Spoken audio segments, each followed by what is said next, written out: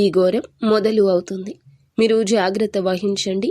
ఏం జరగబోతుందో వీడియోలో విని తెలుసుకుందాము. వీడియో మీకు నచ్చితే తప్పకుండా ఒక చిన్న లైక్ చేసి మమ్మల్ని సపోర్ట్ చేయండి. నెంబర్ 1 వశీకరణ మాంత్రికురాలు జ్యోతిషాలయం. అమ్మ మాతాజీ ద్వారా జాతకం చెప్పించుకున్న వారి జీవితాల్లో ఎన్నో మార్పులు జరిగాయి.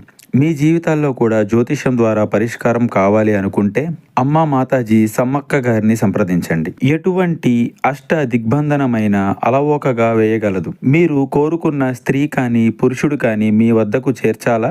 అయితే ఒక కాల్ చేయండి అమ్మ సమ్మక్క గారికి. మీ కోరుకున్న వారిని మీ చేతిలో పెడుతుంది.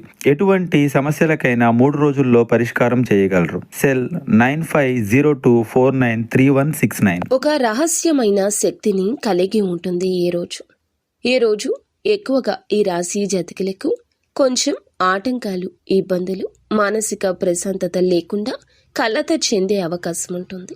వేద శాస్త్రాల ప్రకారం ఈ రోజున గడియలు ఆధ్యాత్మిక తరంగాలు వేగంగా కదులుతాయి.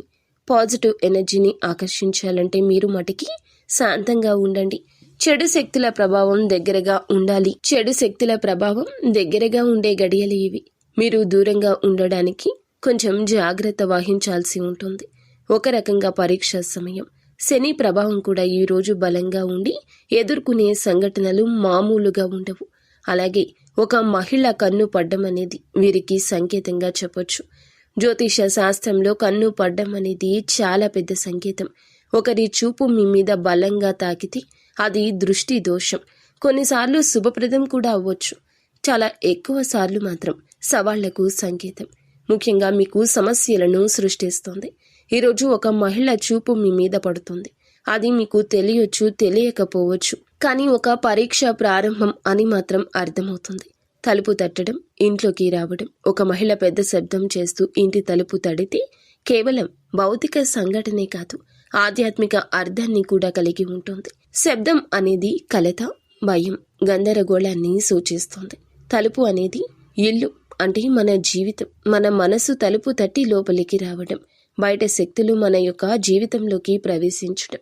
ఇలా ఈ రోజంతా కాస్త గందరగోళంగా, పెద్ద పెద్ద హెచ్చరికలుగా మీ జీవితంలో ఉండొచ్చు. కావున నిశ్శబ్దానికి ప్రాధాన్యత ఇవ్వండి. మాటల విషయంలో జాగ్రత్త. మీ మాట ఎదుటి వారికి అస్సలు వినిపించకూడదు. మాటలతో నెగ్గాల్సిన పరిస్థితి ఈరోజు ఉన్నా కూడా మౌనంగానే ఉండండి. ఒక విషయానికి చర్చలోకి వెళ్లాల్సి వచ్చినా దూరంగా ఉండండి. ఒకవేళ వెళ్ళినా మిత మాటలతో బయటకు వచ్చే ప్రయత్నం చేయండి. ఈ రాశివారు సహజంగా తెలివిగలవారి, కానీ భావోద్వేగాలకు బలవుతారు. ఈ యొక్క గుణమి ఎదుటి వారిని మీకు ఆకర్షించేలాగా చేస్తుంది.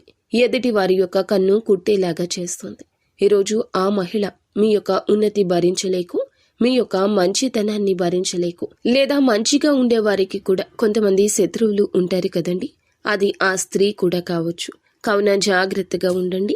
అంత మంచి జరగాలి అంటే నిత్యము ఇష్టదైవ ఆరాధనతో పాటుగా శివారాధన కూడా చేసుకోండి. అంత మంచి జరుగుతుంది.